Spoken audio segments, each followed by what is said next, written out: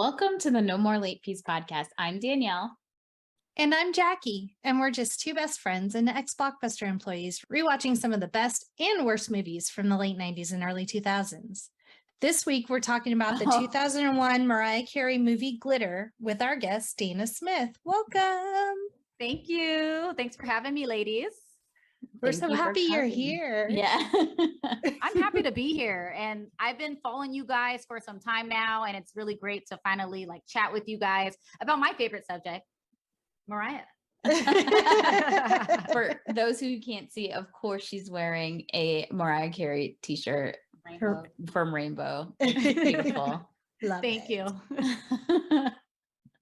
Well, but before we dive in, let's get into some housekeeping. If you love the podcast and you want to support us, here's a few ways you can. Did you know writing a review and or rating us helps us get more listeners? If you want to be featured and help us grow, head to Apple, Spotify, Podchasers, Good Pods, or your favorite podcast platform and leave us a review. And while you're there, go ahead and hit that subscribe button. It'll notify you when our new episodes or interviews drop and keep you updated on the pod. And if you like matching your outfits to your podcast like Dana, you could check out our Redbubble store and check out our merch. Go to nomorelatefees.redbubble.com. We have pet supplies now, Danielle. Oh, tell me more. Pet bandanas, Nice. Little mats for their food and drink bowls. Nice. So you and your pets can be fancy pod pals and match. Nice. It's funny because I think after we come back from Chicago, I'm going to buy a dog. It's And then time. you can get him a bandana. I love that. So Glitter, let's dive in. Yes. Music legend Mariah Carey makes her feature film debut in this love story set against the backdrop of the New York club scene. Carey plays a young singer who overcomes a turbulent childhood and begins an exciting but often volatile and precocious journey to superstardom. It stars Mariah Carey, Max Beesley, Terrence Howard, Eric Benet, Tia Texada, and Brat. Directed by, we said it wrong. Yeah, we apologize. Directed by Vondi Curtis Hall, screenplay by Kate Lanier, story by Cheryl L. West, and you can watch it on YouTube. But before we start, let's get into our ratings rewind. Well, All right. Just a quick thing. I said YouTube because people have put the movie there. I could not find this streaming anywhere at all. And I know we're about to get in our ratings, but I did want to call out that the director, Vondi Curtis Hall, do you remember this name yet? This name, Jackie? I don't. So in Eve's Bayou, he was in that movie, but his wife, Cassie Lemons, is the one who directed that movie. So this is him directing his own movie. So I thought that was a cool tie-in because we just did Eve's Bayou the other day. I didn't check to see if he directed anything else or if this was his directorial debut, but I didn't see any of that written, so I'm guessing he's directed other things. Well, what I've read is that he did mostly television shows, and this was his first movie directorial debut. So as you see the transition from TV to movie, I kind of see that on the big screen. Yeah. I was like, oh, a black man directed this. I maybe should not be so hard on it, but I'm gonna need to. Yeah. It was the transitions for me that really Jackie loves to talk about that. I do. I am a film major, so sometimes I get deep in the weeds with cinematography and transitions, and Danielle's like, didn't notice. How did you not? No, that's one of the main things I noticed. And normally I'm with you, Danielle. I don't really normally notice those things, but it was kind of hard to miss with this one. So yeah. All right. Well, now we'll get into the ratings rewind. So you know the drill. Before we get into the movie, we'll reveal the rating our Y2K versions of ourselves would give. Then at the end, we'll see if our current selves agree with our initial rating. Our scale consists of would buy it again. The best, would play on repeat. 5-day rental. Would watch again. 2-day rental. Okay, but nothing to write home about. Same day rental. Oh, the trash is covered in glitter. Ouch. All right, Dana. So how did your Y2K self think of this movie? What would you rate it for back then? I thought it was like a masterpiece, you know, when I no, I'm like literally I'm biased, obviously. Anything with Mariah, I'm consuming. So when I first saw this movie, I was just like, oh my gosh. But funny part is, which is not really too funny because the timing of this movie, I didn't see it in theaters. And I'm sure a lot of people did not see it in theaters, obviously, because of the timing of it. Yeah. But I did see it a couple of years after, and I thought it was amazing. I honestly, truly did. Jackie, Yeah. What's your rating? I am a glitter virgin. I had never seen this movie before. So Jackie swears that I picked glitter to get back at her or whatever. She swears that I love this movie. I have never in my life said that. I saw the movie once. I don't remember if I finished it. And then I watched this creator. She does like makeup while she'll like retell a story. I watched her whole retelling and I was like, she makes this real interesting. So she was really funny. But I give it a 2-day rating because I didn't have anything that stuck out to say, I hate this with all of my guts. But it also wasn't memorable enough to be like, did I finish watching it? So it's at a 2-day rental for me. I don't know why I had in my head that this was like one of your favorite like crappy movies that you love to watch. No, maybe it was me on a different timeline, like you liking Angus in my other timeline. Maybe. Yeah. It happens. That's another multiverse. Yes. Right. There is a Danielle Lamb out there. Yes. Yes. God bless her. I love her.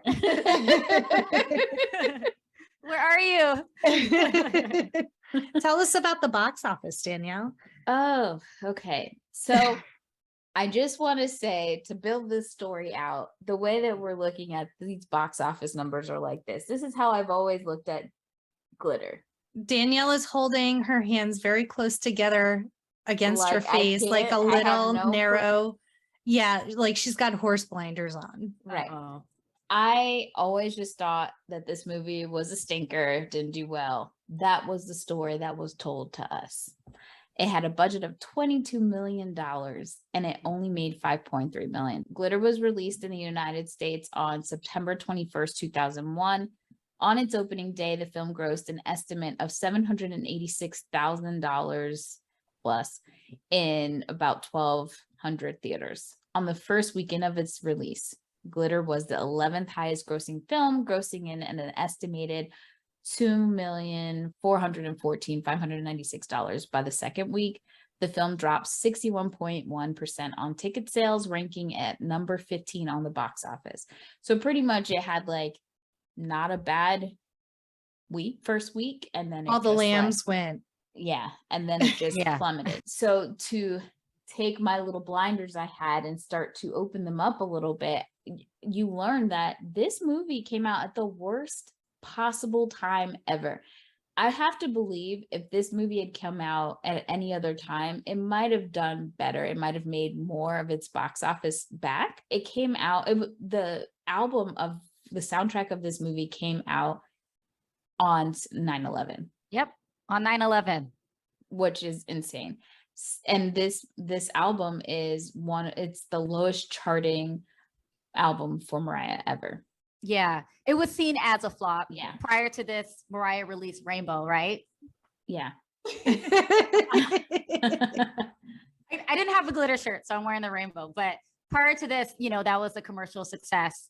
And then obviously Glitter came out. And what is crazy is that the soundtrack to Glitter is actually a very, very solid album, and it does not get the accolades that it deserves. And there was a resurgence of Justice for Glitter in 2018. And us lambs got together and we got Glitter back to number 1. It's a great album. It's a great album. And it does not, because of like the whole debacle and all the drama surrounding the film and everything, it did not perform as well. But if you guys can actually listen to it, it's actually very solid. I mean, you have Rick James, a producer and writer of one of the songs on the album. Hello, Ja Rule, Loverboy, The Brat. Like it's solid. Lead the Way, one of Mariah Carey's I think, one of her best vocal performances on the album, but it just doesn't get that shine because it's associated with the drama. Right. The drama. It was a lot of, and it was a lot of drama. You know, Yeah. just 9/11, that's enough, right? Like it's a horrible time to come out. Yeah. And then it was supposed to come out earlier, I think in July of that year, but Mariah started to have what we know as the breakdown. But now that we have some context, there's a ton of other things from her mental health and just dealing with her ex-husband, who, you know, was trying to sabotage her at the time. For sure. In an interview in 2010, Mariah Carey stated that she believed that the film's failure at the box office was largely due to the soundtrack's release date being September 11th, the same day as the terrorist attacks. And she said, here's the thing that a lot of people don't know, that the movie was released on September 11th, which I think she meant the album. The movie was actually released on September 21st. They held back on the movie after what happened. Could there be a worse day for that movie to come out? I don't even know that many people, if that many people even saw the movie. So the problem was, came out a horrible time. And then on top of that, I think once the film critics started to like pan it and talk crap about it, it didn't push anybody else to want to even go to the movie theaters after, you know, things died down a little bit, at least for people to go. Right. Roger Ebert did say something nice. He spoke relatively well of Carey's individual performance, writing that it ranges from dutiful flirtatiousness to intense sincerity. However, he ended with, and above all, the film is lacking in joy and never seems like it's fun to be Billy Frank. And you know what, Lil Raj, I have to agree. I feel like this movie, you could tell the editing was a nightmare. It's just choppy. But I also think that if there was some like fun, like some more joy, some more fun, like she just looked sad a lot in the movie. And there wasn't, even the side characters didn't bring a whole ton of humor like that. It would have been like the perfect mix of campy, and they could have played up more that time period too. For sure. I have a huge issue with the time period stuff too. Yeah. They go shopping and like, where's my shopping montage? Right. They Like- played this like a drama and not a rom-com. I think that's where the problem was. Yeah. It didn't even have to be a rom-com. It could be a dramedy and have more of a serious tone, but we needed those snippets of levity to get you involved in the characters and want to care about like what they're doing and their next move and stuff. Yeah. It's And like, I just I felt agree. bad for her the whole time. Yeah. Yeah. It's like we didn't get to really connect with them because everything was super rushed. Yeah. Yes. We didn't really, there was no character development. It was literally like, here's Billy as a child. Now she's an adult. Now you're, you know, we weren't able to like actually feel for them and grow with the characters. And Right. I feel like the script was definitely lacking. But again, Mariah, she wanted to have a more grittier script. She wanted it to be more in depth, but there were so many different changes to the script as it was ongoing. And she even mentioned, she was like, basically, this was a movie without a script. A lot of it was, they were improvising. So, Yeah. Which I don't get because spoiler alert, at the end, you find out that this is just a remake of A Star is Born. Yeah. Yeah. Like the story was written for you. You just had to do Yeah. the characterizations. Yeah.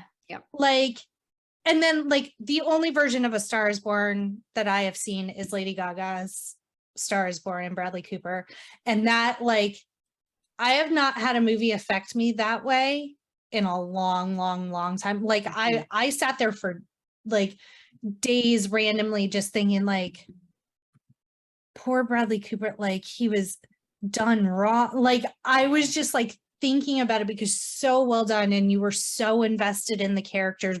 And even though he also had a drinking problem and stuff, Bradley Cooper's character, you felt for him because it was that struggle of he was trying to be strong for Lady Gaga's character. Like it was just, you wanted them to succeed together and you felt none of that in this movie. Nah, not for Dice. Yo, No. Dice was a, can I cuss? Yes. Yeah, please do. Dice was a dick. Yes. Dice He was an needed to roll asshole. away, never No. come back.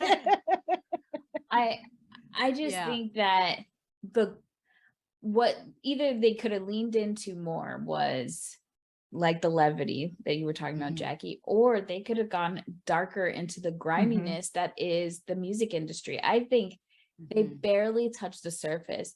But if you look at it from day one, men were just constantly looking at her as a commodity and not even a person, moving her around. She was being bounced from one man to another, essentially, and never really had any control.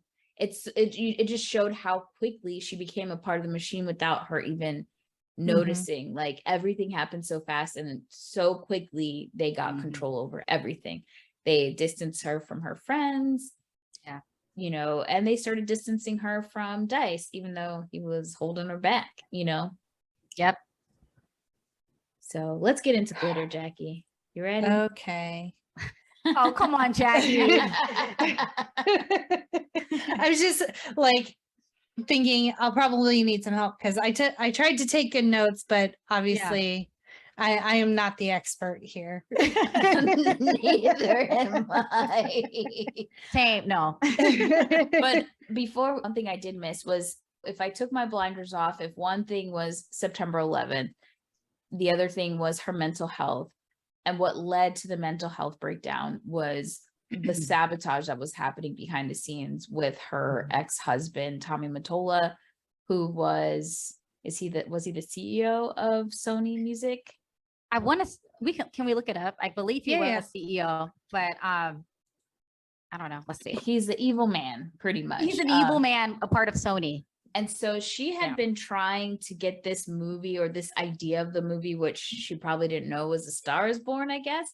Yeah. But I understand why she wants to do it. Almost every huge diva pop star has done something like this. Diana Ross did it. Barbara Streisand did it. We talked about in our interview trailer. Yeah. We talked about The Bodyguard with Whitney. So they've all had that moment where they're like, do you want to be in movies, kind of thing. And they usually play what they know, which is being a singer. But since 97, she had been trying to get this movie made, and Tommy knew about it, and he did a bunch of stuff to try to derail her progress by he did a lot of shady stuff.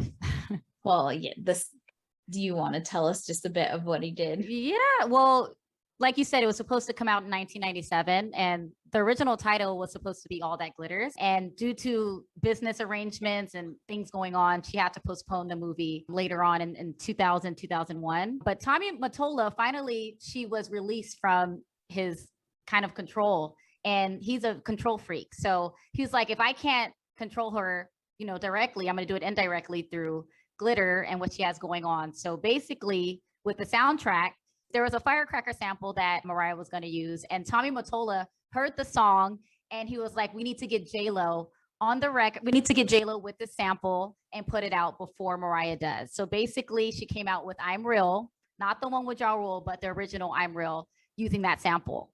So Mariah she heard about it, and she quickly had to run and change the sample. So she ended up using Cameo's Candy for Loverboy, which in my opinion sounds way better than Firecracker because it's way too busy. I love the Candy sample. So that was one way he sabotaged it. And also just him basically, the powers that be, he was still low-key in control of the script and basically changing things around in terms of the script and everything like that, which basically made it to what we know now as glitter. He definitely did everything in his power to indirectly kind of sabotage her success in this time period. And this, what I think also led to the breakdown, in my opinion. It's just him just having to have control, and and she got the short end of the stick to me. But that's crazy. Yeah. The band behind Firecracker is Yellow Magic Orchestra.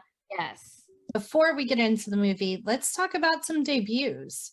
So this was not only Mariah's feature film debut, but also Brat, who she had previously worked on Always Be My Baby for the remix on, I said that all backwards, but you get what I'm saying. Yes, we did. And then, I understand.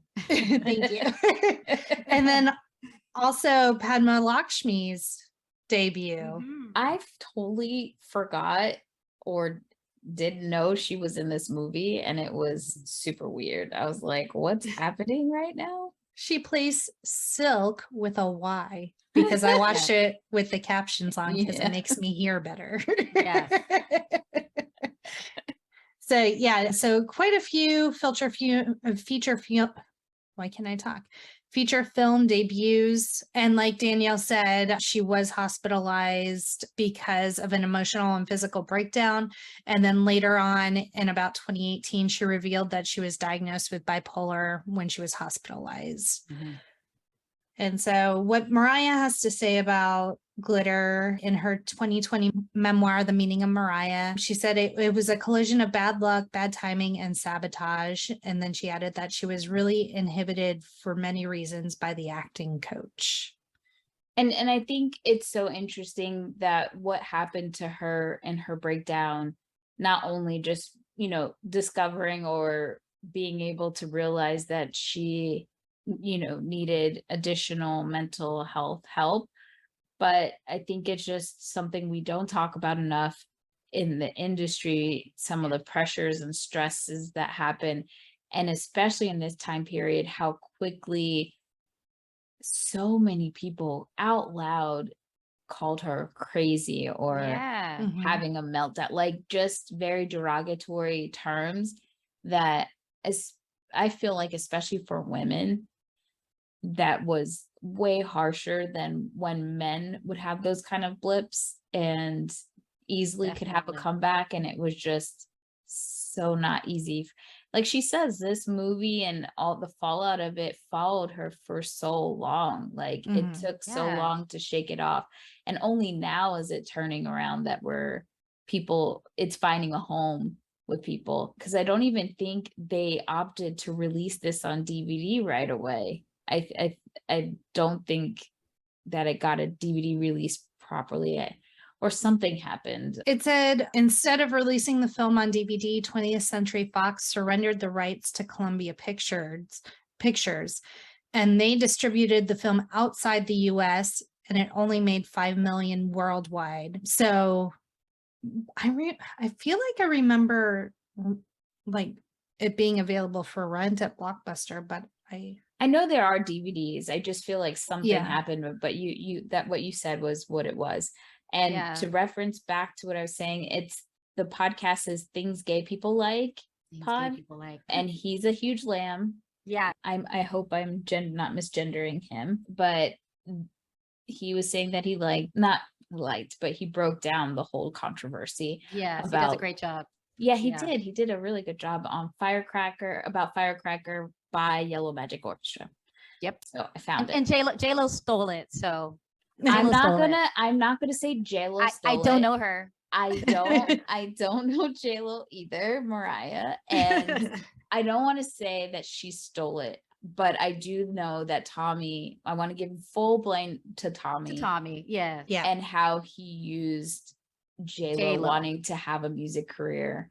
And either she knew about it or didn't know about it. Either way, the He was machinations- pitting women against women. Yes. Yeah.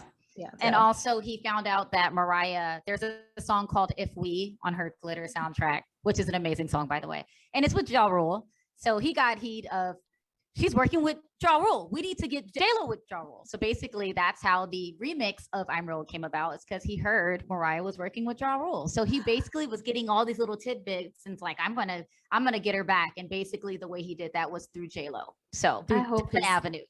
I hope his dick never works again. Yeah, Ever. he's an evil man. Michael told us He did. that he's an evil man. He's the devil. Yeah. Mm. Special circle of hell for him and Lou Pearlman. Okay. Yes. And Definitely. so many more. I Yeah. mean, I'm sure we could go for days. The music industry is disgusting. It's Yeah. evil. We can, like you said, we can do like a whole nother podcast about that because man, That's what the podcast will be called. It's evil. it's evil. But after this movie, they basically bought Mariah out of her contract with Virgin because it was Mhm. because it was such a debacle that they basically bought her out of her contract because they're like, we can't work with her. So I understand why Mariah had her feelings about this movie.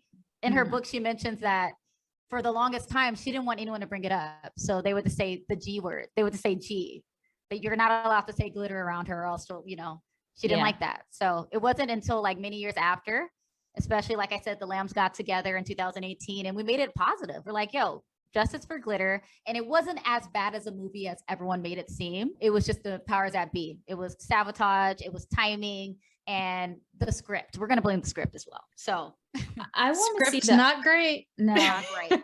I want to see the unedited version. Me too. Like, the Snyder cut. Let's get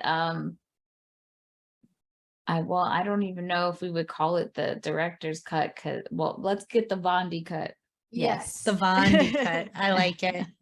I like that. So the movie starts out and we see a woman on the stage singing her blues and whatnot. Lady sings the Smoky. blues. Yes. And she look a little drunk, a little high. Little turned up. Yeah. Yeah. And then there's a little girl sitting at the bar drinking a glass of milk.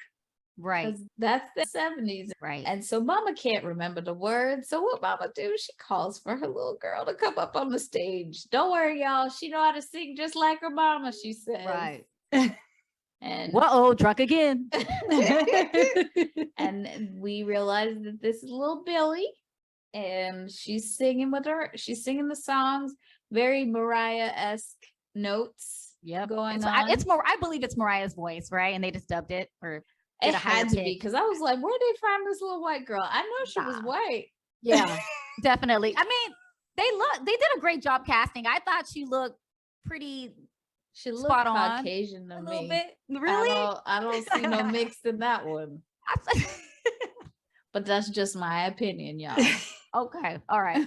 But she definitely had Mariah's vocals. She did. Yes. She Yeah. did. They tried to do something with her hair. It was a lot going on. It was like the braided Um, wave.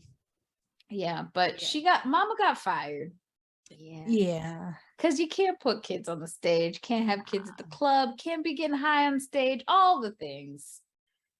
So then Billy and her go to this man. Well, they go to a house and they clean. She's like trying to get Billy's hair to look good. And she's like, remember what I taught you.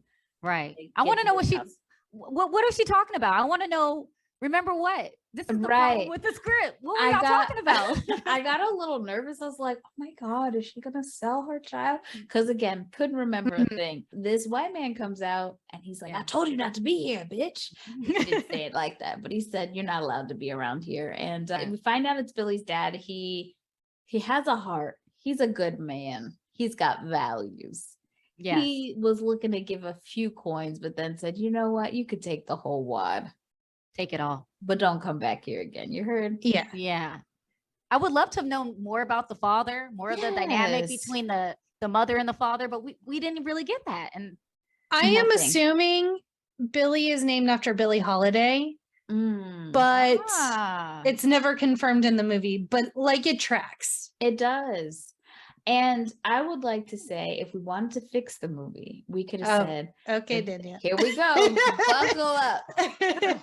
Now it's time for Danielle Fixes the Movie. The dad ends up being some big wig executive, right? And he's from a competitor record company. Hears Billy's voice, he's trying to get her throughout the whole movie. And at the end, we find out that's the dad and he's a slime ball. And she's like, I'm never gonna come work for you. And you've been ruining my career. And you killed my boyfriend. You made him overdose. And he dies having a heart attack, fighting with Billy, has no other kids, and she owns the record company now. oh Oh, wow. I like it. Yo, Thank you. I will watch that. Man. Mariah, if you're listening, Let's do a part we two. fixed it. Glitter part 2. So Billy and her mom, the next scene is, her mom's all coked out on the couch, cigarette in her hand. Billy is on the piano writing her little songbird heart out. Yeah. And next thing you know, fire.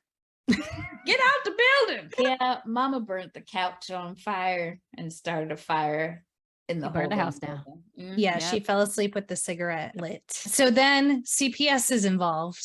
Of course. And they take Billy to an orphanage where she is quickly introduced to her two new best friends, Louise and Roxanne. Mhm. Did I get that right? Yep. And they ask her, "Are you Puerto Rican?" Which in my brain, I just think about that TikTok with the wig. Puerto And Rican I look hair. Puerto Rican. Same. Selena wasn't Puerto Rican. Right. I love that because that is such a New York kid thing to do. Mhm. I remember I would go up to New York to visit my grandma, and she would have me go to summer school with my next door neighbor who's a teacher. And I would always end up being in the year below me, like the year that I was just leaving in summer school. And these girls came up to me, "Your daddy white?" Yeah. He's not. Well, why you talk that way? I don't want to answer these questions. Right. You're Right. harassing me. Yep. So yeah, very New York way to ask what your ethnicity is. And she just said, "I'm just mixed up. I'm a bag of mixed." I'm Yep. mixed. Yeah. And so then fast forward to grown-up Billy in 1983 at the club. Which was really quick, y'all. Very Yeah. quick. They're like, "We're best friends now." And then we're partying at the club in 1983. Yeah. Question. Besides that little caption at the bottom that said 1983 payphones and maybe the look of the cab, where else did you see that it was 1983? She had a lot of side ponies, which for like that was late 80s, not so much early 80s. Like, where's my like dirty disco, like 200 cigarettes gets it so right, and this gets it so wrong. I don't know where she was. Yeah. I would say some of her outfit choices, like her with the hat and the shorts, that kind of Yeah. gave me 80s, but Yeah. it was really tough. They didn't do a great job, like solidifying that what time period we're in, because I was a little lost as well watching it. It felt like many scenes. Yeah. It was 2001. Yeah. It felt like in many scenes they just stopped trying. Yeah. Yes. Like I it agree. wasn't giving me that, like you were saying, that gritty, like the 70s still lingering, the 80s Mhm. bubbling up to the top, like none of it. I just felt that really threw me off. Again, if they had gotten that part right, like the fits were amazing, the background, like you felt like you were in the 70s, 80s time period, again, it would have made it go up a level in camp. But I have a question. Why didn't they just make this just the 2000s? Why did they have to go back to the 80s? because Mariah had a vision. A Yeah. vision of love. I'm just kidding. I think maybe if they decided just to do like a modern time period piece, maybe it wouldn't have gotten as much hate, because I don't think the world was ready for that, and they weren't super accurate with Mhm. the clothing, or some of the clothing was on point, but like you said, like everything else, that was the only way we kind of knew was in the 80s, and some of the Right. music. So why feel like- go there? I feel like legitimately, I think Mariah really loves that time period. If you look, as you know, if you look Yeah. at her videography, there's a lot of 70s sprinkles in there that she does love that. She Yeah. even talked about watching like Diana Ross and watching some of the biggest divas with the fans. Like that's why she's like, my hair stay moving and flowing, Right. because of watching that. So I Yeah. think she has an affinity for that time period. It was very important for her, especially musically. That's Mhm. why I think even when she was changing the Loverboy sample, she did cameo, because hello, that was the time period. Classic. Yeah. So I think she had a vision in her head of like what she wanted, and it just wasn't getting executed properly. Yeah. Which Yeah, sucks. it was, we'll put a caption up saying it's 1983 and they'll just know it's fine. That's it. That's all you need, guys. Like even just reference some like historical things that are happening, like just something like, did you see on the news, like, or Michael Jackson's #1, like they're Yeah. working in music, like just throw out some like big names that Something. were in the time at that time. Or she could have said like, did you hear about last year Danielle and Jackie were born? It's because they were doing big things. Like Yes. something. Even the slang wasn't there. No. Like we're not using rads or like anything. Well, they weren't gonna use red. No, but like I'm saying, like Yeah. they should have been using appropriate slang for the time period. Mm. Also, what was Dice's accent? Yo. And also, what time of the year was it? Because it never felt like they were having New York winter ever. And Dice stay without a shirt. Okay. When he Sure went to out. the after party with that shirt completely unbuttoned, I'm like, sir, you were around legends. This isn't a word show. Button your goddamn shirt. He thought he was Ike Turner for real. He's like, Uh-huh. tell you, get your girls and go outside. Oh.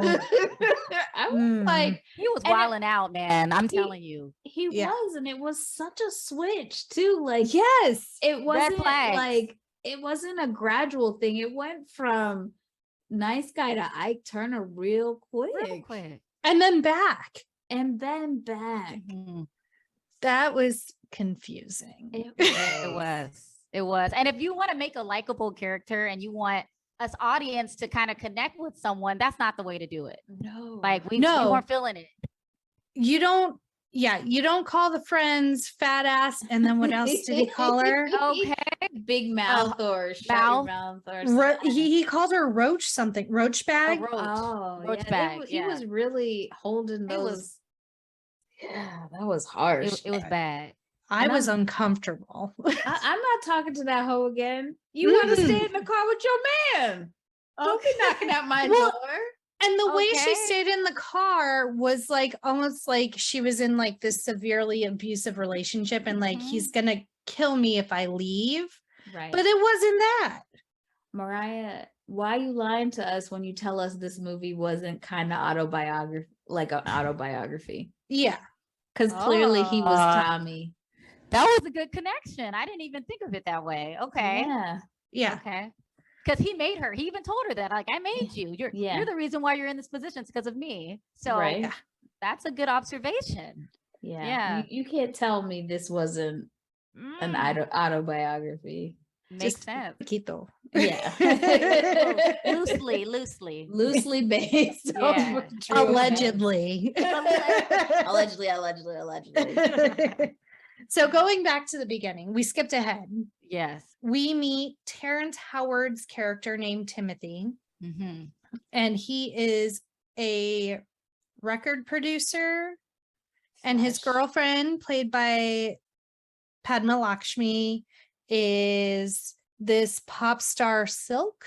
Mm-hmm. And so he needs new backup singers for her because, spoiler alert, she's not good. She's absolute trash with glitter on it. He's trash. Yeah. Crash. I think it would have been more fun if we stayed in that for a little bit longer, like showing her having to be the background, that drama, and having her be exposed, right? Like Mhm. Yeah, like having Milli Vanilli. everyone, right? Like having her Yeah. be exposed and everyone finds out it's actually Billy singing her songs, but I don't know.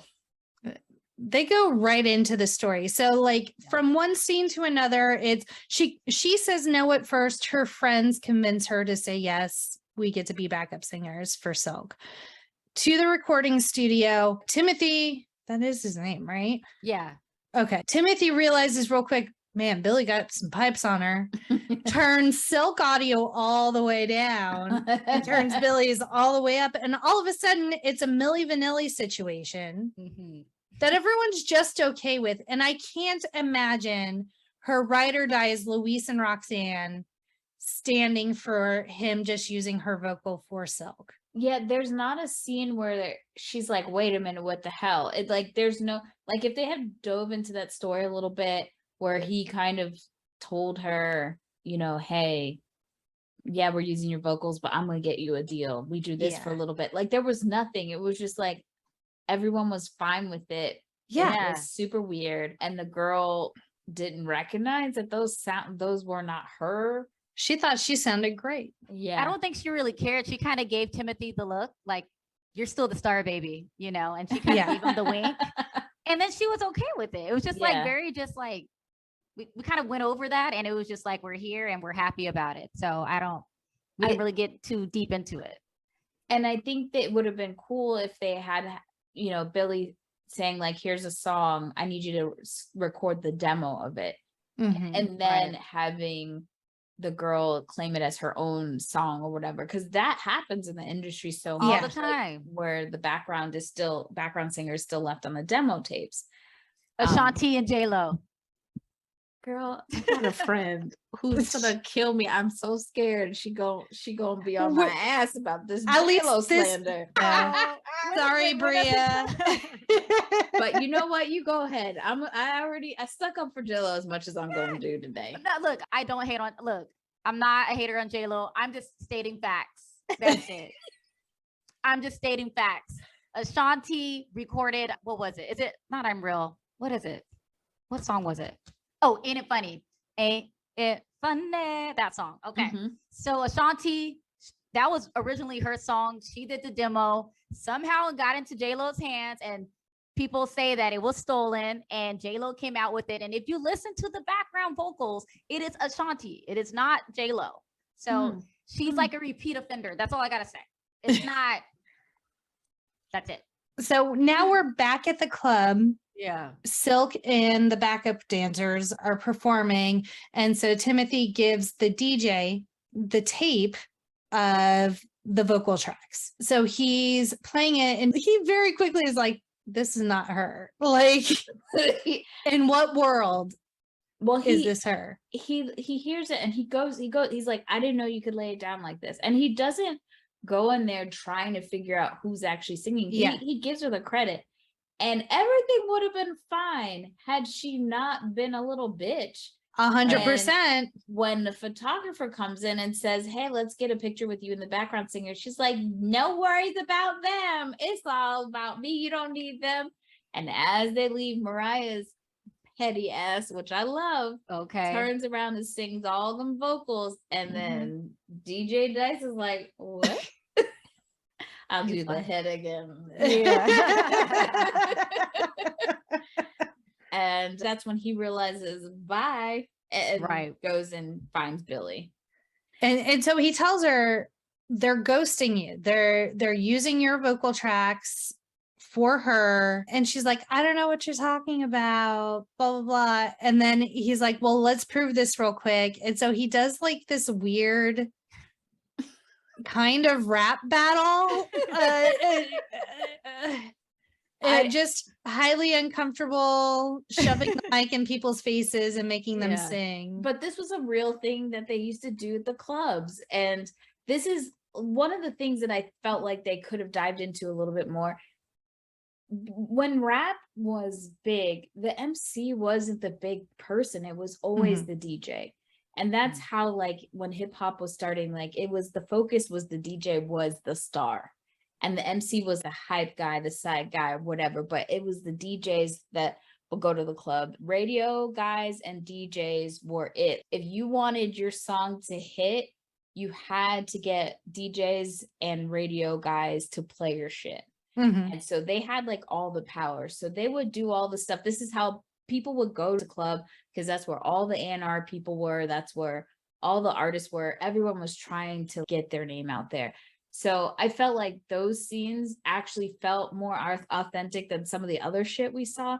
It was a little cringy, but it would have been cool if they got at that time period, like who would have been at the clubs and had somebody pretending to be, you know, somebody from a group that we would have known. That would have been kind of cool. Yeah. They didn't. Maybe it was just like the rap battle for me. Like, to me, it was like, I could have been up there doing a freestyle. Like, maybe I needed a little more from the freestyle. And also it was Dice's dance, like his little movements like this that really just made it like super cringy. You know what I'm saying? it was just that part. Like I said, and it was kind of a part of the transition. It was like super slow motion, and he was kind of just giving Billy the mic and for her to go on and show her stuff. But I get what you're saying, Danielle. I do, but maybe I just needed more talent for the rap battle and the transition. Why was it slow motion? I didn't like that. Why was his background all blurry? Like this was supposed to be a defining moment. They already met. They're already like Goo Gaga eyes for each other. So what was the like, here's the mic. We've already heard her sing like 6 times. Yeah. None of this made any sense. That was probably one of my least favorite parts of the movie. But you know, it is what it is. So this is when this was her first whistle note. I was disappointed at the lack of whistle notes in this movie. Yeah. I was hoping to start a drinking game with them. So the little girl does 1 and grown-up Billy does 2. So I only got 3 whistle notes. So a little bummed about that. But Billy comes back at him and is like, you soup girls up to get what you want. And he's like, I don't soup girls up. And I'm like, what is souping girls up? Like, is this something I just have never heard of before? Is this 80s slang or I don't know about? I don't know. I've heard of soup up before. Like, I don't know. Maybe it's a New York thing. Maybe. I'm not sure. I just knew what it meant. I've heard it before, but that was it. I mean, in context, I understood what she was saying, but she does say like, I'm not into games, leave me alone. And he's like, no, I want to produce you. And she's like, I have a contract with Timothy. And he's like, I will handle Timothy. Well, the way he handles Timothy is like, give me Billy. And Timothy's like, no.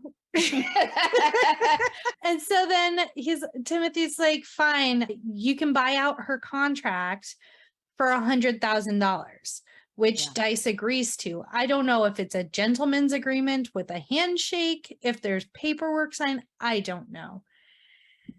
And I always question if he paid it all the way or just started making payments and stopped.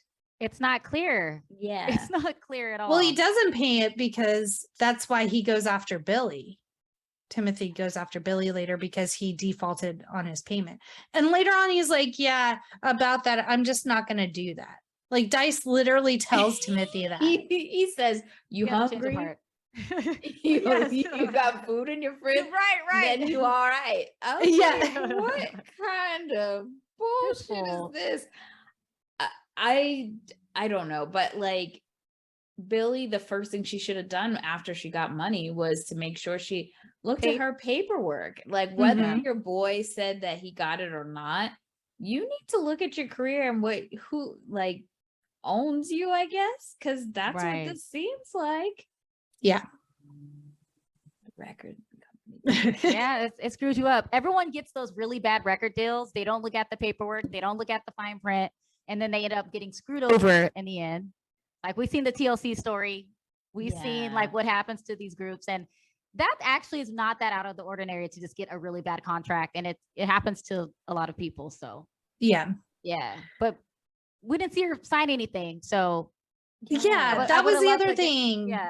Was like, did she sign that she was going to be ghost vocals for Silk forever? Like, I don't know. It's not clear. I love I'm gonna say that the whole time. It's not clear. It's not clear. Unclear. What were you gonna say, Danielle?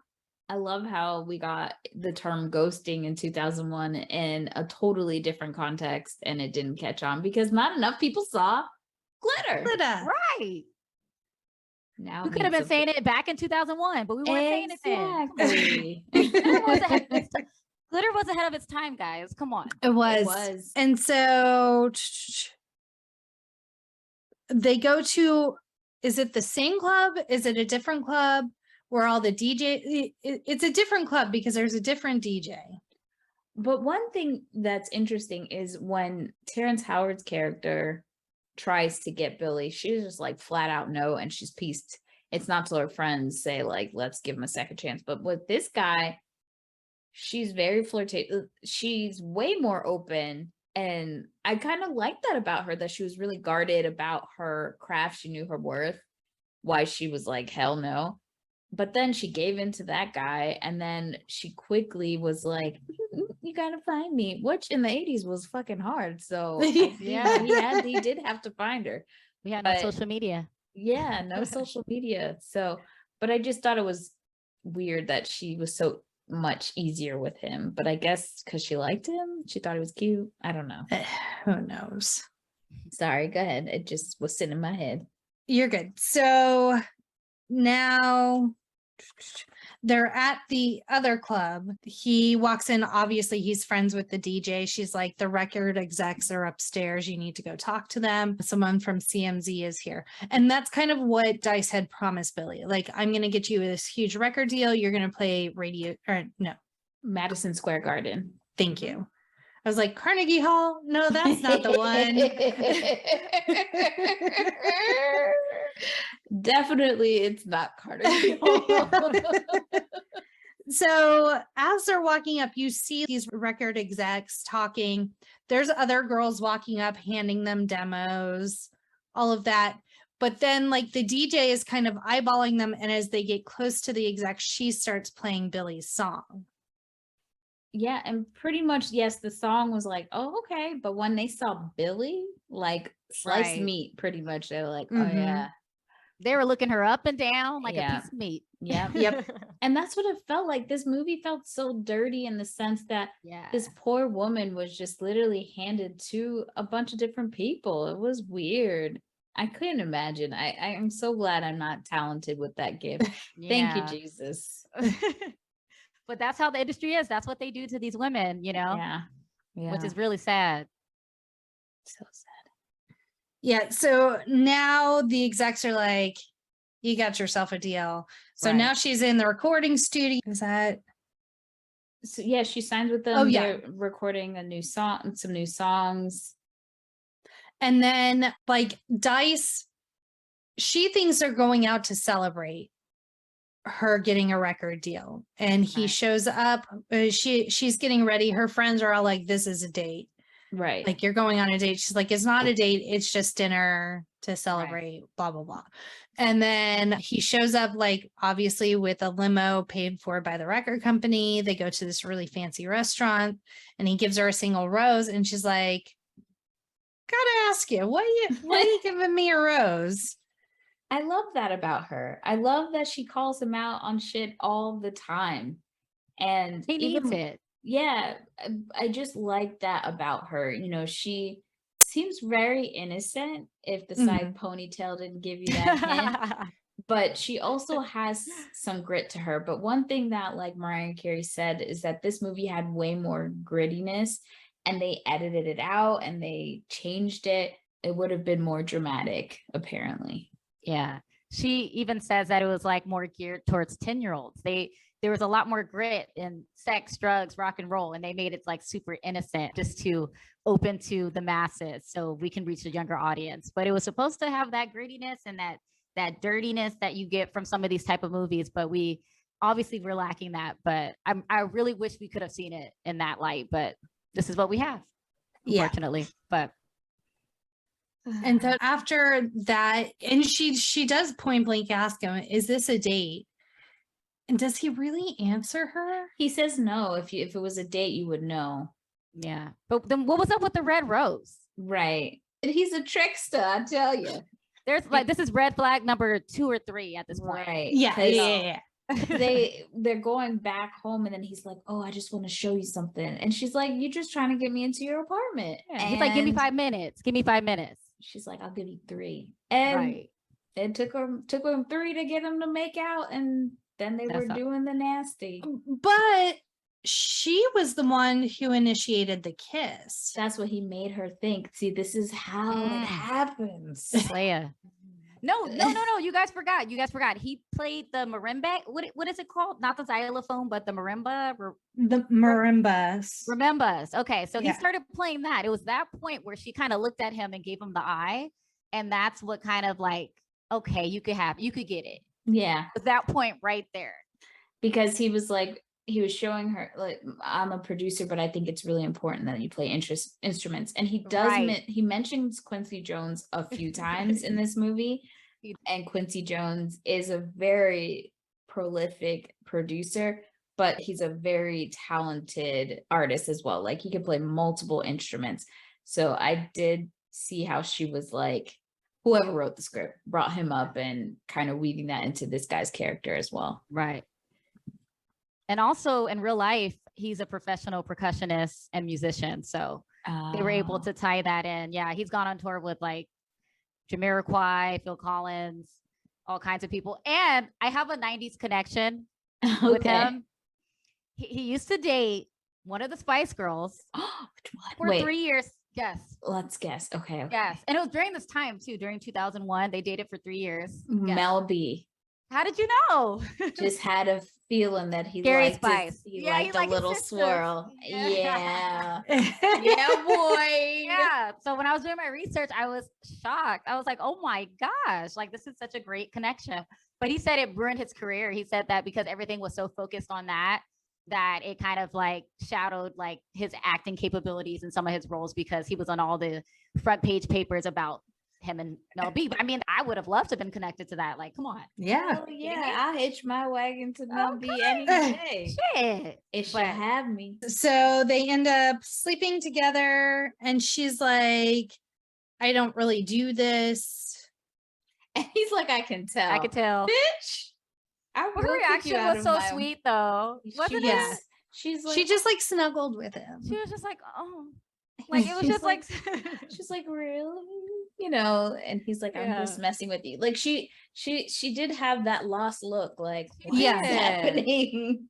And she does confide in him that she has trouble trusting people. Obviously, like her mom left her a promise to come back when she was clean, never did. Her dad doesn't want anything to do with her. She had to grow up in an orphanage. Like she's led a pretty tough life up until now, and she's very guarded. He somehow breaks that wall. I don't see it. It must have been behind closed doors. Yeah, because next thing you know, she's all about him, and then that's it. Like it wasn't a gradual. They worked together, and you could tell he did everything for her. It was just like, I bought you for $100,000, allegedly. And I could play these instruments, and we gonna. And now I got the panties. Yeah, I got the panties.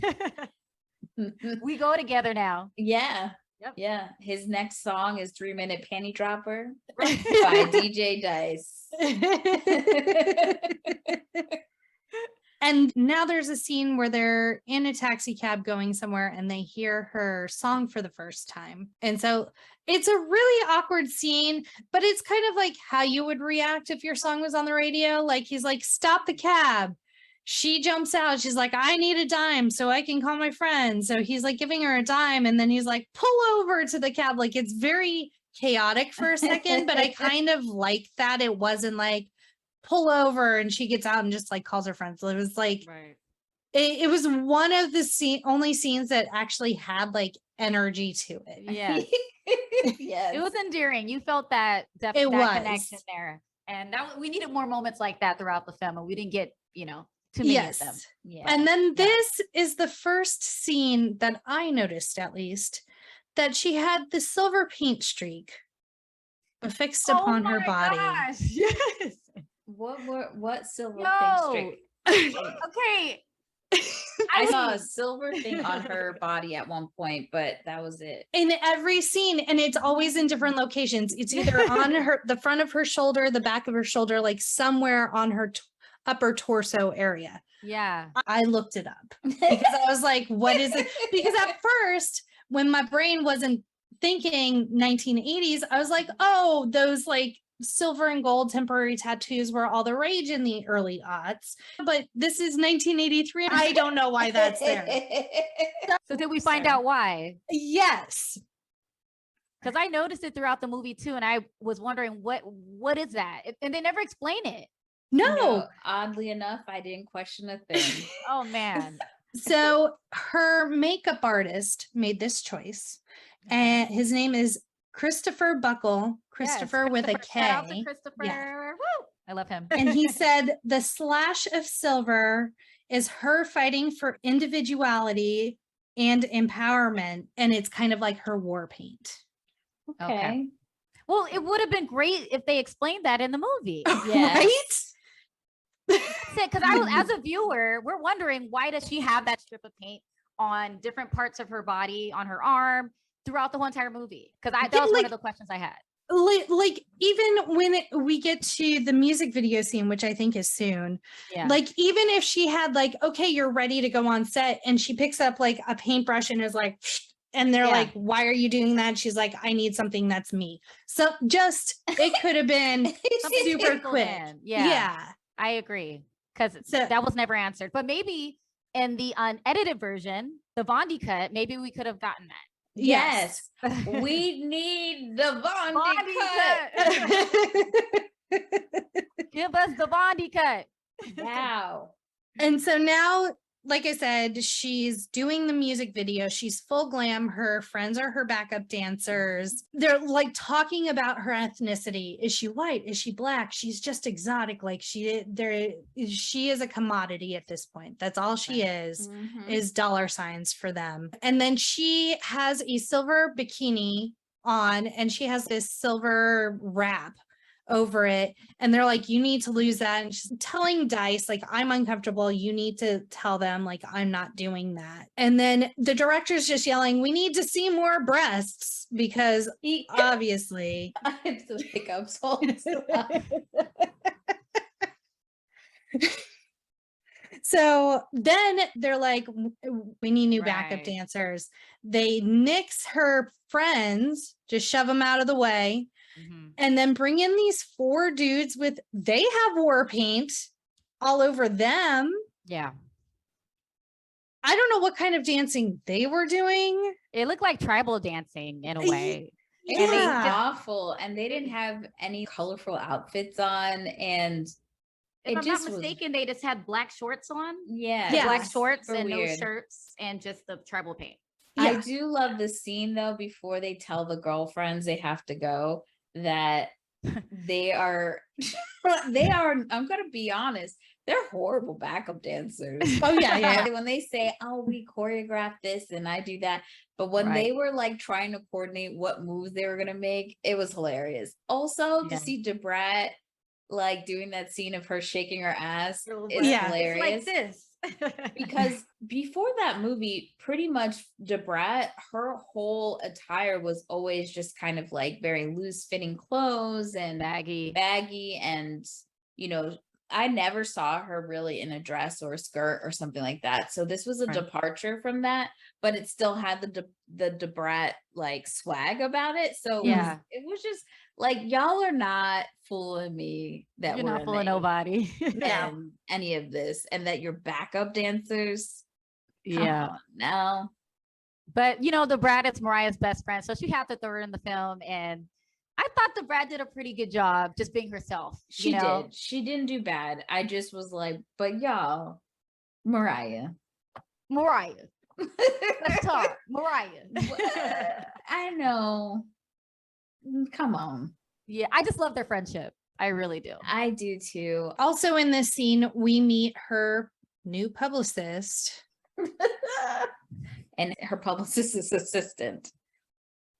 And her publicist is kind of like running down her schedule for tomorrow. She has like a bunch of interviews scheduled and photo shoots and stuff. And Billy's like, where is this all coming from? What the fuck is going on? Right. Dice is trying to talk to the director, and he's like, she's not comfortable with it. And he takes her off set and like leaves. And then she's like, we shouldn't have done that. And he's like, it's fine, I'll call the producer. But she's kind of like, that was my music video. Right.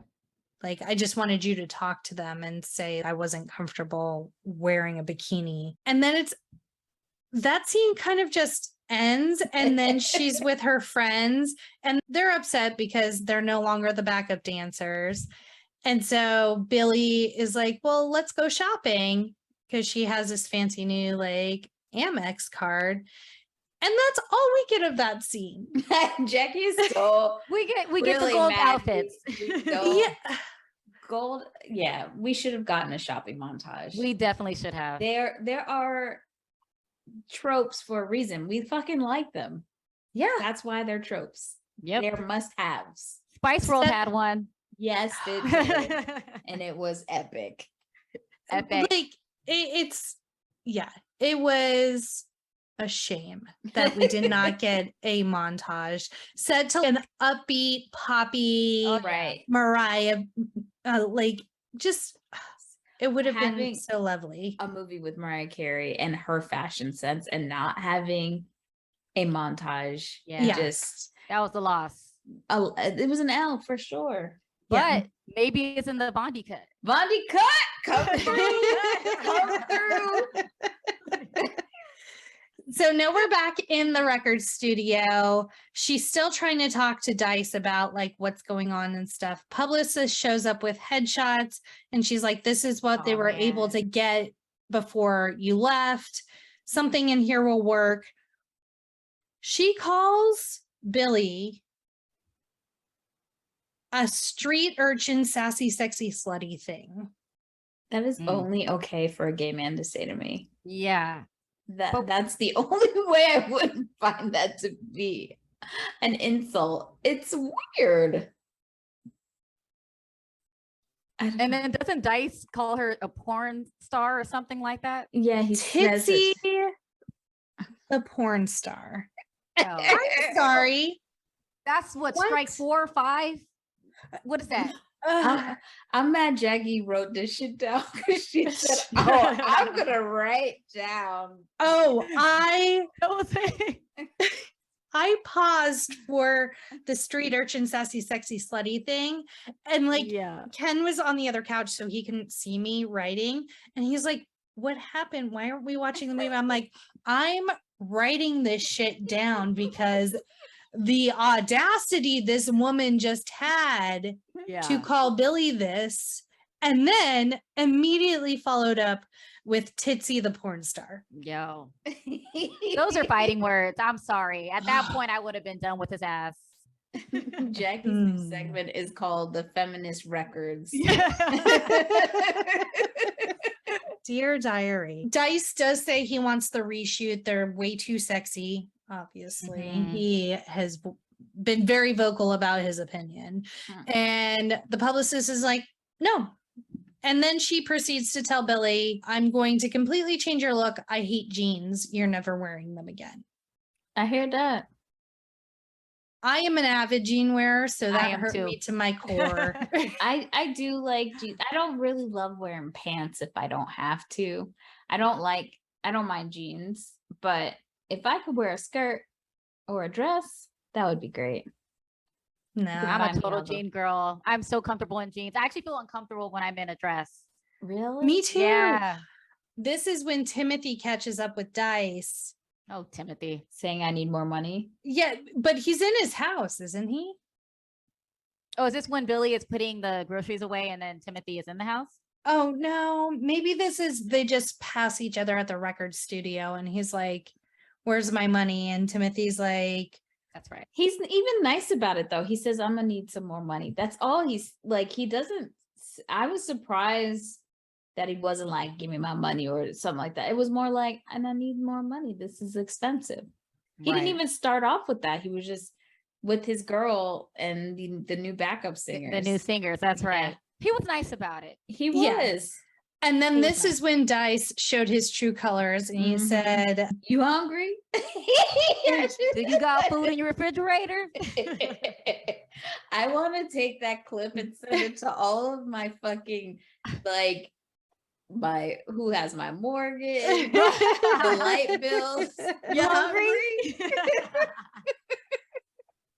Yes. and then so he pretty much tells him it's a bullshit deal. You know it's a bullshit deal. Yeah. Suck it. So then that's when Timothy has to play dirty. But in the meantime, Dice gets back to his apartment and Billy has bought him a super fancy new keyboard for 1983 standards. And then this is when Dice also asks her to move in with him. But the way he approaches is like, well, half your clothes are here anyway. Why don't you just stay here? It's Dice way, you know. This is Price Strike 6 for me. Like, I don't Yeah. even know what number I am for the red flag. But anyways. And so now we see Billy has moved in. She's going through a memory box that has a lot of her mom's things in it. It's just like a little shoebox. And she finds one of her mom's rings. So she puts it on and explains to Dice, like, her mom always wore it.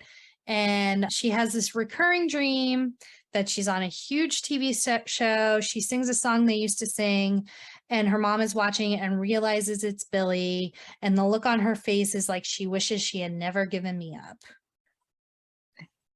So my question is this. You know your mom is trash, hasn't come back for you, but you're still looking for her. It's that closure. I get, yeah. Yeah, I get it. Yeah. You would want to know. Yeah, And like you're right. almost she's probably fantasizing in her head there's some reason mom hasn't found me. Like she's been looking but hasn't been able to find me. And if I get famous and with the exposure, maybe then mom will be able to find me. In the beginning of the movie, you know, Billy's mother says, I will come back for you. So, and I think she held on to that my Yes. mom's looking for me. If I make it big, she'll come back and find me. Like, and I feel like she just has that curiosity. And so I get why she's still looking and why, you know, it's a huge deal for her to find her. So Yeah. And at this point, she goes to the Social Security office. I don't know where she goes, but she goes to a resource office of some kind, and they kind of have a dead trail of like, okay, well, this is where she was like 10 years ago, but we don't have any records of your mom since. And so Billy's disheartened by that, but the agency does say they will keep digging. Now we're back at the recording studio. Pretty much Dice is told there's a lot of producers out there. We need other people producing her as well, not just you. And so now this is when they begin to push Dice out. Yeah. right. And I think if he was making hits, It wouldn't then- have been. right, but it's not going the flow that the company wants it to be. They Mhm. want just pure pop hits, pushing out, and they're trying to Right. make like a more dynamic album. Mhm. And you know, if you think about it, the industry, them doing that, just imagining all the creativity and all the really cool music we could be getting, but it's stifled because they want to be put into the machine, and Mhm. it's just a lot of the same. And then it's kind of interesting because Mariah's career was kind of the opposite. She was more poppy in the beginning and then moved into that R&B sound later hip-hop. on in her career. Yeah. Yeah. and she talks about that in her memoir as well, about Tommy very much being, one, racist, and Mhm. two, like so much of her beginning stuff, he was trying to like, he would go in and try to change stuff and polish it up and make it, he wanted it to be more mainstream so it could be more, you know, easily consumed, quote unquote, for the white Digestible. audience. Yeah. And before, you didn't really know what she was, and they didn't talk about it. Yeah. Because Tommy didn't want people to know that she was mixed in the Yeah. beginning. Yeah. So it wasn't until later that we found out, when she was more vocal about it, that she was, you know, mixed, and she liked to do hip hop music, and she started working with hip hop, you know, artists. And then that's when we saw Fantasy, her and ODB. That was kind of like what started the whole crossover. So like you said, it was kind of backwards. So it was really cool to see that. Yep. Yeah. And so she does check on Dice and she's like, are you okay?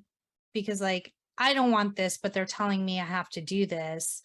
And he's like, I'm cool. Like he doesn't say what he's thinking. Yeah. And if he had just communicated how he was feeling, a lot of like this shit probably wouldn't have gotten as bad as it does. So at this point, she's invited to perform at the USA Music Awards. She is being rushed because it's like the next day or whatever. And so she's being rushed to the theater for rehearsal. She asks her publicist, call Dice, let him know where I am, see if he can meet me. He doesn't go for the rehearsal, but he's there. I for think the after party. Yeah, he's at least there for the after party. I don't know if he was there for the performance because we don't even get to see her perform. We don't. No. But that's where she meets Raphael, right? Yes. Okay. So she walks in and this performer, Raphael, is sitting at the piano rehearsing his piece for the award show. And he's checking her out. He's looking her up and down. Yeah, And we she- know Eric Benet is looking up a woman. Okay. You dirty dog. He cheated on Holly Berry. Yeah, talk about he a sex addict. I Sex sex addict addict. this fist in your face.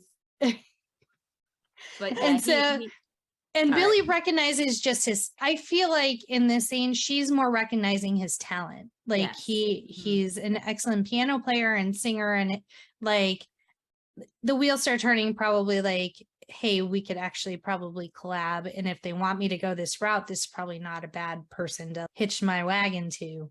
she definitely has a lot of admiration for him. And Eric Benet said he's like, look, I'm not an actor or whatever, but it made sense for him to make this cameo. It's not a Mhm. big part, and Right. No. it's not far removed from who he is in real life. So Yeah. And you never get the sense that Billy is like being wooed by him or kind of falling under his spell. She is very much Team Dice. Like there's no like, oh, is she going to cheat on? Like there's none of that in this. Yeah.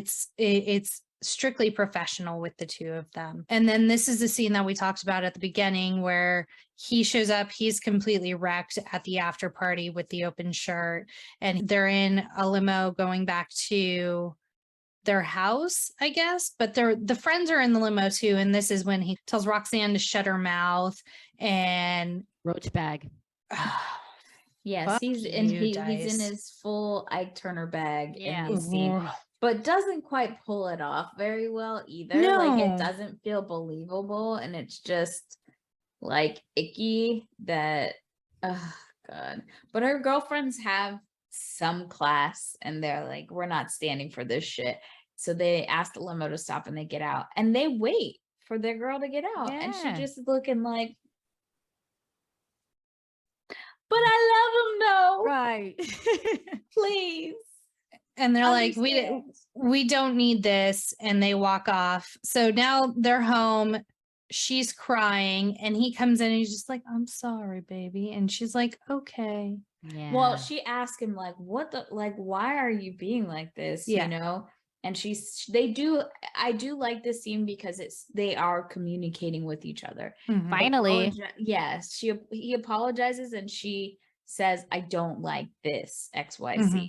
And you know, they reconfirm a few things. So I did Right. like that they came back to talk, but like, I don't feel like there was enough rage for how he treated her friends. Well, especially because it's at this point when he says none of this would have happened to you without Without me. Yep. Yeah. And then all of a sudden he turns sweet and everything's cool. Strike 10. And it happens so often in real life or in these movies where it's not like we're in a true partnership, because in a true partnership, one might be up, one might be down. Mhm. It's very rare we're at the same point all the time. And if you win, I win. And that's not, Yeah. Right. it's more like when I win, you win. And when you win and I'm not winning on my own, problem. then we are not okay. Yeah. And after this, Billy goes for a walk and she sees or she hears a homeless woman start singing, and from afar it kind of she has the same build as her mom, and so she gets really hopeful, and then she sees that it's just a woman that kind of sounds and has the same stature as her mom, and so it's kind of like you can tell Billy's still needing that connection to find her mother. And then the next day she gets back from grocery shopping, and this is when Timothy has broken into the apartment and threatens her. He's like, I will hurt you. Like tells her what the deal Dice made with him, and is like, I will hurt you. You need to tell Dice to give me my money.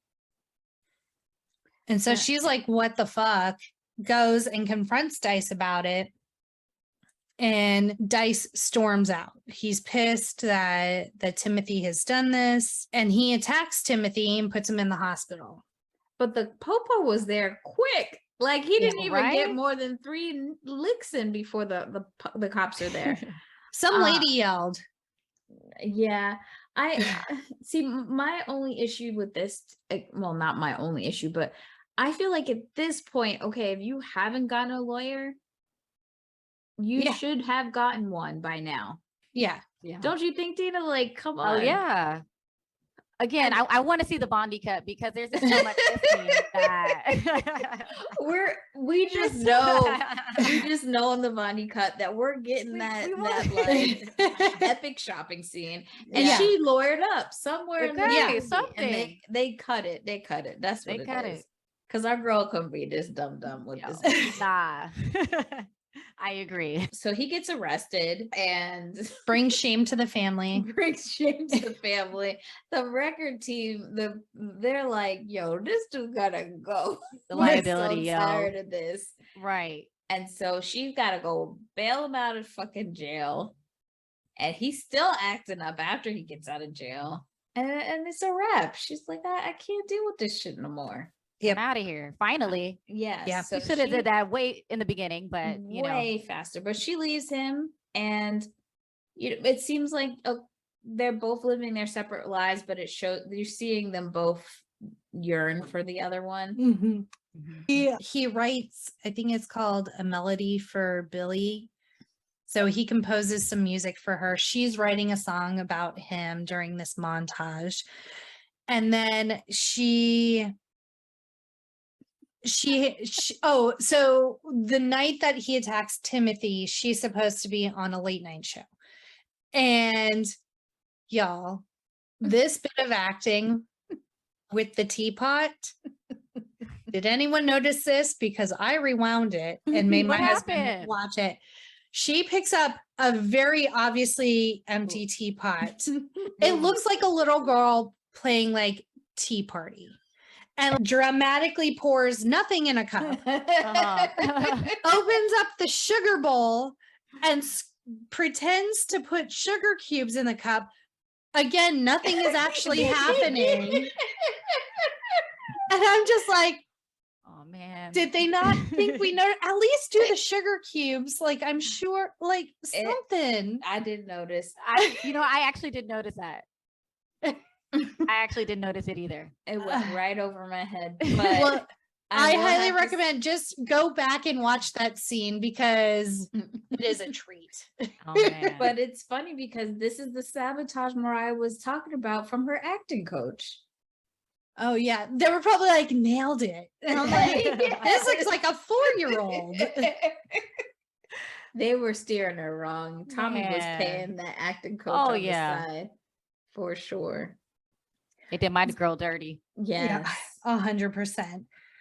So now we're in kind of the separate ways, beginning of the third act, and she's collaborating with Raphael. He's composing his music. She's writing songs, and then she gets the gig at Madison Square Garden. So she has Right. gotten to that point in her career.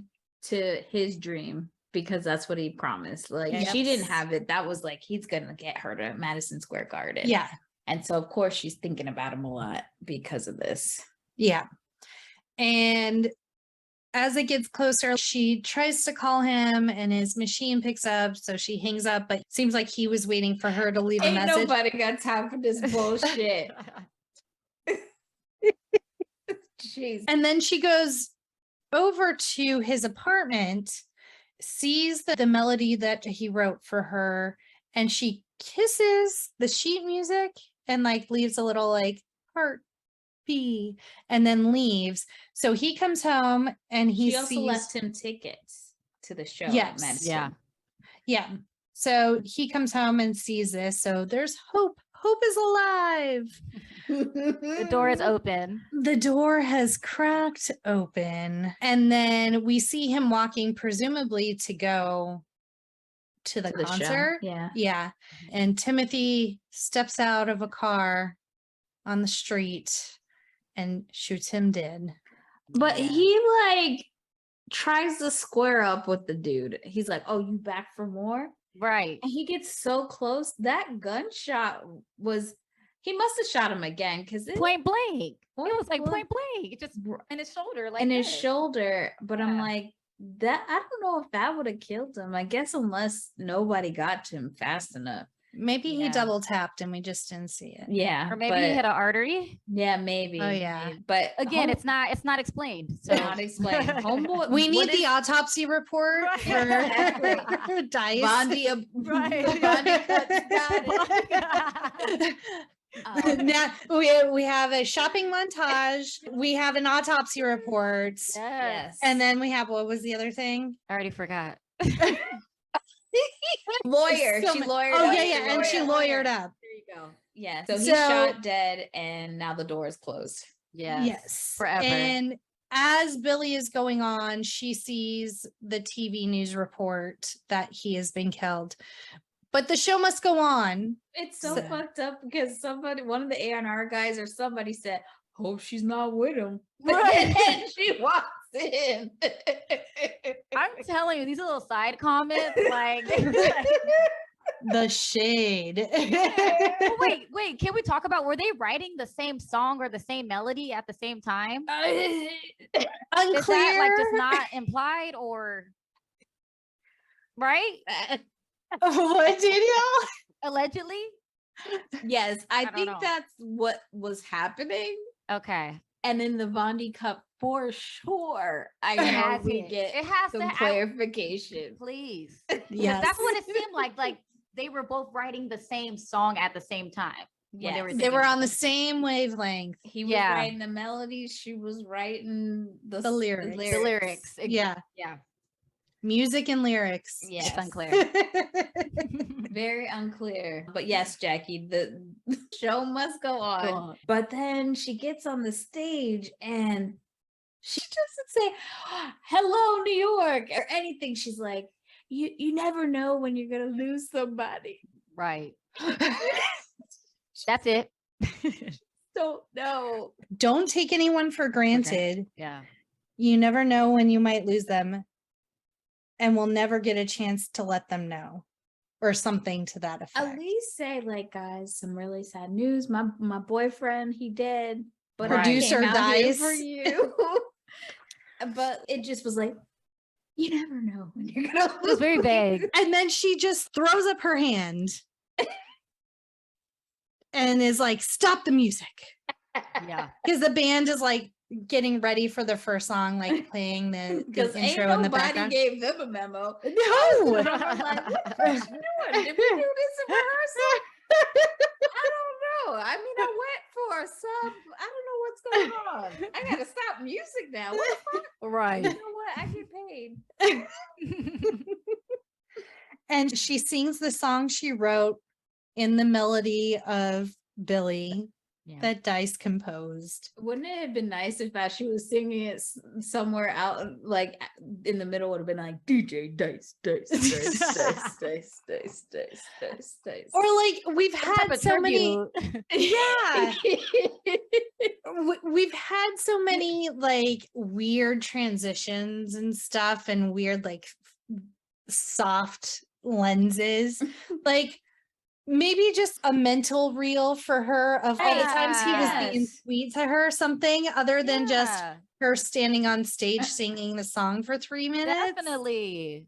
Like a playback of all their Like a- memories. yeah, Exactly. nice good montage. Yeah. In the Bondi cut, We get that. we get some more Bondi. montages. Bondi. We come through, bruh. Exactly. Glitter, sparkling like you've never Yeah. seen. The Bondi cut. And once she gets backstage, she sees a single rose in a card, and he's written that he's found her mom, leaves the information for her. So I don't know if maybe he wasn't going to stay for the performance and he dropped that off and he was going back to his apartment, maybe. I think the police might have found it on him and gave it to her. That was my Oh, guess. I'm not sure. But Yeah. also, he didn't find her. They left a message for her, I think. Didn't they leave a message that they found her? And because that was Oh, where yeah. she was staying. because I thought for at first like, oh, he found her when I started the movie, and then when I'm rewatching, I was like, oh, that's how he got. Oh, that so maybe he information. says they found your mom. Here's the Yeah. information. And so then her limo pulls up to her mom's house. Yeah, she's she still just in drives that all dress. night. Still in the same dress. She didn't put no yoga pants or a sweater on. Nothing. She did No. straight from the performance.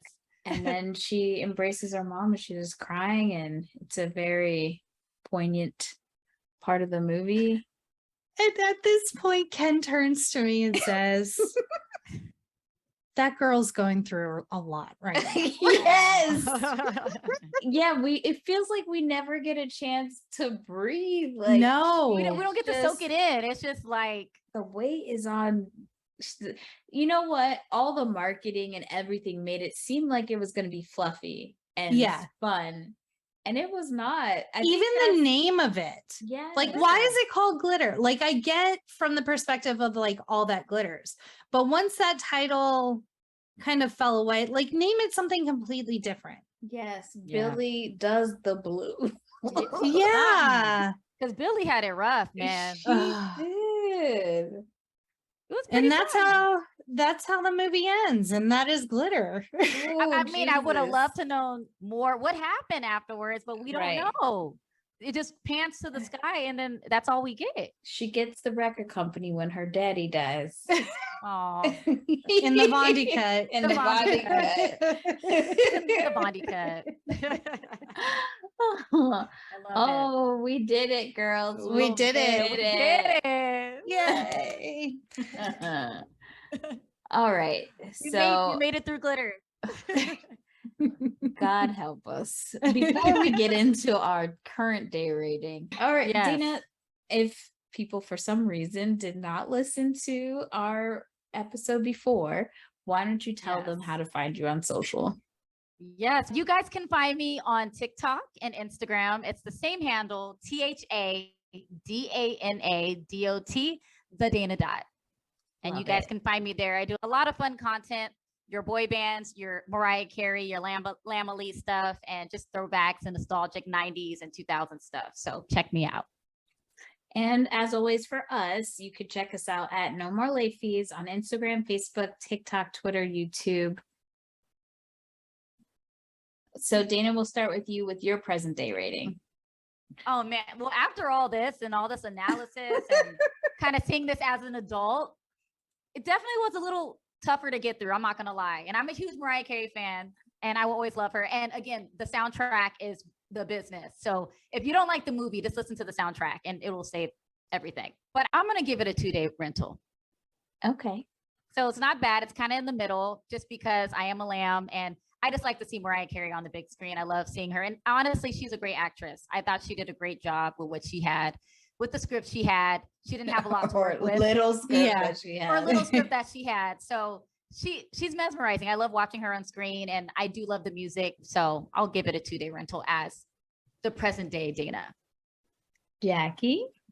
I'm going same 2-day rental. Like, I've seen it, probably don't need to watch it again. Although Ken said it's a pretty good movie. Wow, Ken. Usually I don't Wow. bring his reactions into it, but after I was like, did we watch this same movie just now? Wow. But he's special. So that was Ken's rating. It's pretty good. Danielle? 2-day rental. I'm gonna keep it Yeah. at that. We're on the same page, right? Yeah.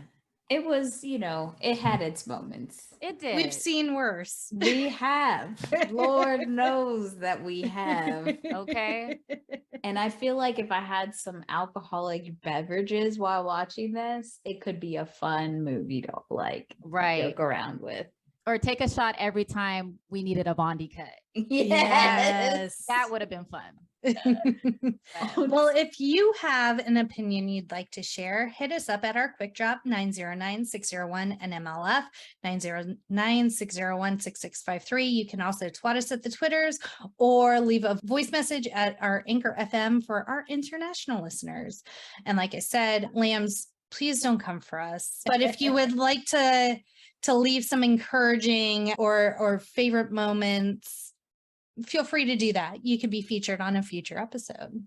Yes, and Yes. J-Lo stands, please Jesus. And Beyonce stands, please Please Jesus. be nice. I love them all. So please don't come for us. We're just Yes. it's just an opinion. It doesn't matter, okay? Y'all need to go take a Tums because I know y'all got some ulcers with the amount of freak outs you be having. We have a birthday shout out this week, Jackie. We do. It is for our little brother, Johnny. Happy birthday. And we wish you all the wonderful things. And thank you for listening and being a podcast bestie on Patreon. And we love you so much. Love you, Johnny. God, I Happy love birthday. him so much. Just want to give him a big hug. And join us next week for some haircuts because we're headed to the barber shop with Ice Cube and the gang. Yeah, we are. That should be interesting. Hey. It's just you and me, Jackie, doing barber shop. It's been a slew of interesting movies the past couple of weeks. It makes it fun. It makes it fun. It So, does. come on. We're mixing it up. It's fine. Yeah. We like leaving our comfort zones for sure. Yeah. For sure. Well, this was a lot of fun, and I'm so happy you guys chose me of all people to hang out with you guys and talk about glitter. This was awesome. I was super nervous, but you guys made me feel super comfortable, so I really appreciate it. Oh, Oh, thanks you so were much. This was great. amazing. Yeah. We had You so did much very fun. well. And as always, be kind and rewind.